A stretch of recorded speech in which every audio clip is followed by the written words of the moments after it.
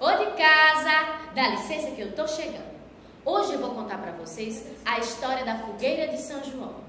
Diz o povo que Maria, a mãe de Jesus, era muito amiga de Isabel.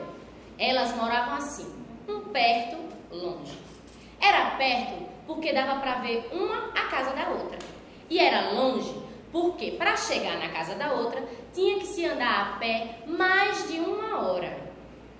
Pois bem, aconteceu que Isabel estava esperando um filho. Estava assim, bem grande a barriga dela.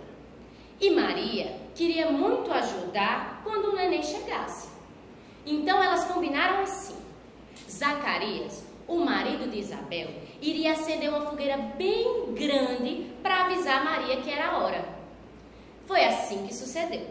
Quando Isabel chamou o marido dizendo que estava na hora, ele acendeu a fogueira que já estava preparada, anunciando o nascimento do menino, que recebeu o nome de João. Maria e José saíram correndo para a casa de Isabel. E quando chegaram lá, foram recebidos com uma festa enorme. Tinha canjica, pamonha, milho assado. E em volta da fogueira, eles dançaram uma quadrilha bem animada. Sanfoneiro!